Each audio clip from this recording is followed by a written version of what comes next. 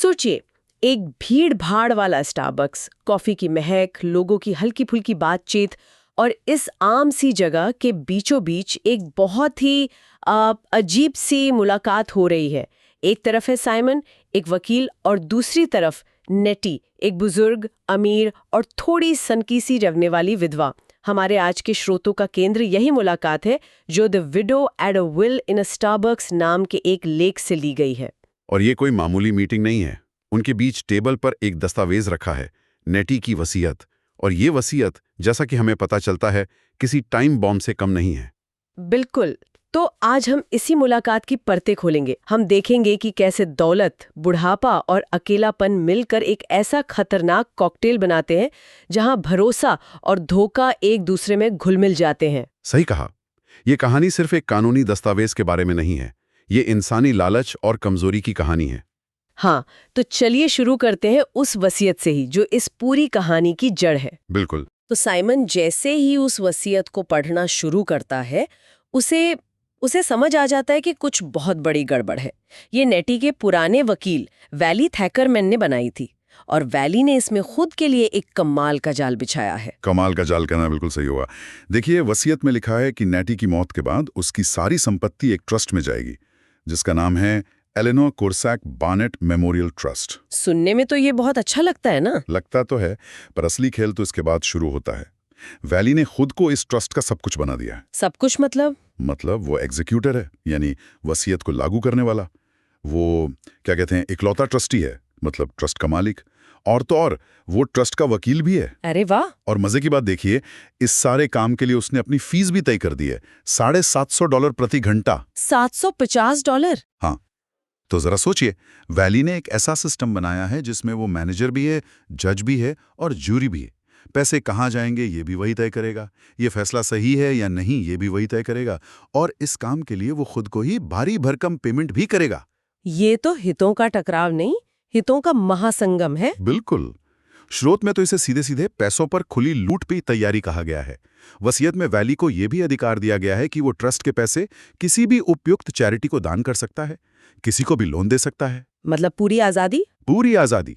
10 साल बाद अगर कुछ पैसा बच भी गया तो उसे अपनी मर्जी से कहीं भी दे सकता है।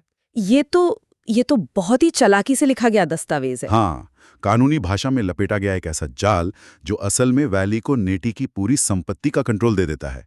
यहाँ नेटी की इच्छा की कोई जगह ही नहीं बचती। सब कुछ वैली की समझदारी और उपयुक्तता पर निर्भर करेगा। मैं चाहती क्या है? हाँ, ये कहानी का सबसे हैरान करने वाला हिस्सा है। एक बात तो वो बिल्कुल साफ कर देती हैं, अपने 2 सौतेले बेटों को 1 पैसा भी नहीं देना। वो साइमन से कहती है, कट कट कट। और कानूनी तौर पर, जैसा स्रोत हमें बताता है, वो ऐसा करने का पूरा हक रखती हैं।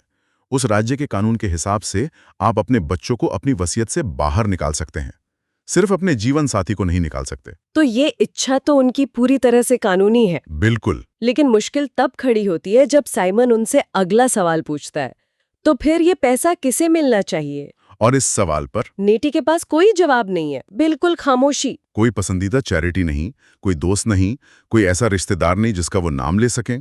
जब साइमन जानवरों की चैरिटी का सुझाव देता है तो वो कहती हैं कि स्पाइडर मंकी के साथ उनका अनुभव एक धोखा था। और उन्हें जानवर पसंद ही नहीं है। ये बहुत अजीब है, इतनी दौलत और उसका कोई मकसद नहीं, कोई दिशा नहीं। बिल्कुल। और ये एक तरह का मनोवैज्ञानिक शून्य है।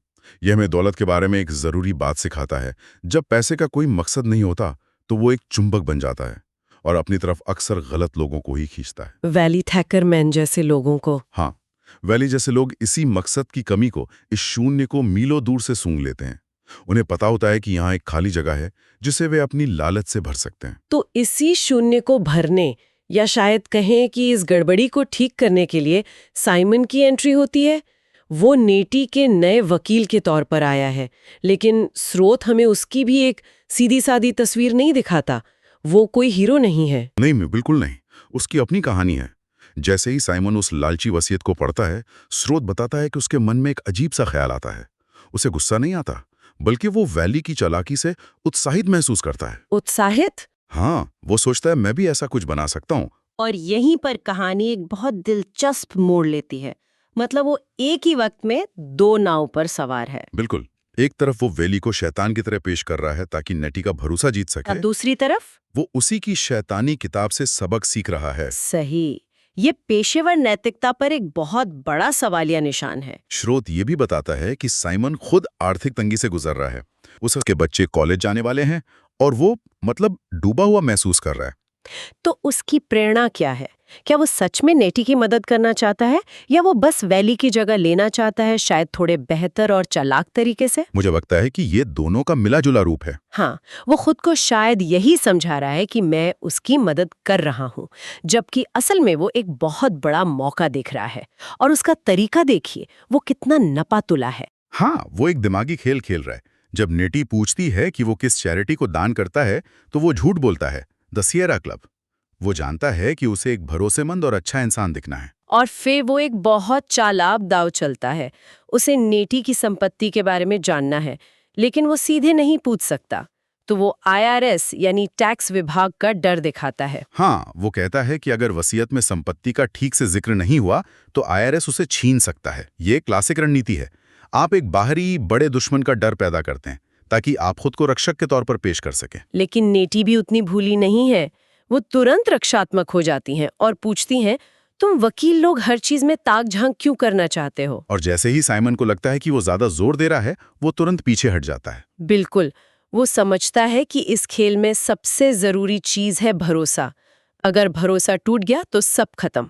हाँ, वो नेटी को ये कहकर शांत करता है कि मौजूदा वसीयतें गड़बड़ है और वैली थैकरमैन ही ज्यादातर पैसा हड़प लेगा। वो खुद को समाधान के रूप में पेश कर रहा है।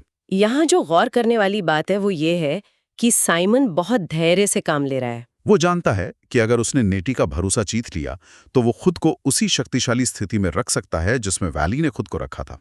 बस उसका तरीका ज्यादा महीन और चालाकी भरा होगा। वो हथौड़े से नहीं, चिमटी से काम कर रहा है। तो ये सब तो हो गया जो स्टारबक्स में चल रहा है, लेकिन इस मुलाकात से भविष्य के लिए क्या चुनौतियां खड़ी होती हैं? साइमन के लिए आगे का रास्ता आसान नहीं है। बिल्कुल नहीं।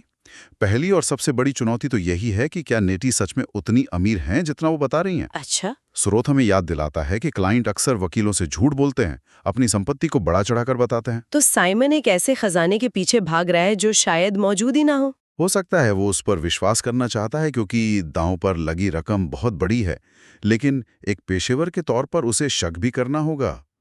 वो सबूत चाहता है, लेकिन वो सीधे सीधे पूछकर नेटी को डरा भी नहीं सकता। ये एक बहुत ही नाजुक संतुलन है। सही कहा।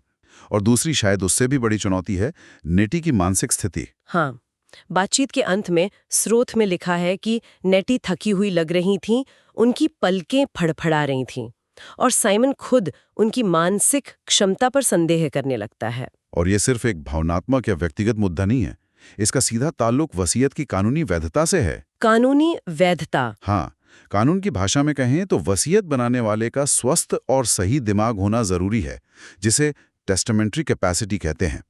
इसका मतलब है कि व्यक्ति को ये पता होना चाहिए कि वो क्या कर रहा है, उसकी संपत्ति कितनी है और वो किसे अपनी संपत्ति दे रहा है। तो इसका मतलब साइमन जो भी मेहनत करके नई वसीयत बनाएगा वो सब बेकार हो सकती है। हो सकती है। मतलब अगर नेटी की मानसिक क्षमता पर सवाल उठाया जा सकता है, तो उनके सौतेले बेटे, जिन्हें वो कुछ नहीं देना चाहती, बाद में अदालत में उस वसीयत को चुनौती दे सकते हैं। बिल्कुल, वे यह तर्क दे सकते हैं कि नेटी को बहकाया गया था या वो उस समय फैसला लेने की हालत में नहीं थी।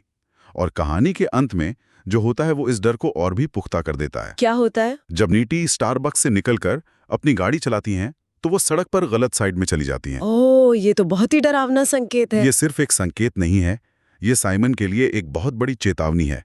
ये इस बात का सबूत है कि नेटी कमजोर हैं, शायद भ्रमित भी, और ये कमजोरी साइमन द्वारा बनाई गई किसी भी नई वसीयत को अदालत में बेहद कमजोर बना देगी। तो साइमन एक ऐसी नाव पर सवार है जो किसी भी वक्त पलट सकती है। बिल्कुल। तो अंत में हम एक ऐसी स्थिति में हैं जहां कुछ भी साफ नहीं है।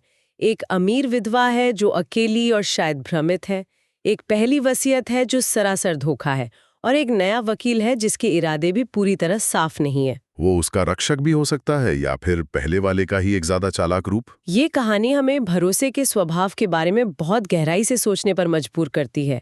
हम अपने जीवन के सबसे महत्वपूर्ण फैसलों के लिए किस पर भरोसा करते हैं, खास तौर पर तब जब हम सबसे ज्यादा कमजोर होते हैं, बुढ़ापे में, बीमारी में या अकेलेपन में। और ये भी दिखाती है कि कैसे कानूनी ढांचे जो हमारी सुरक्षा के लिए बनाए गए हैं कभी-कभी शोषण का सबसे बड़ा हथियार बन जाते हैं। ये एक बहुत ही धुंधली तस्वीर है जहां सही और गलत के बीच की रेखा मिट सी गई है।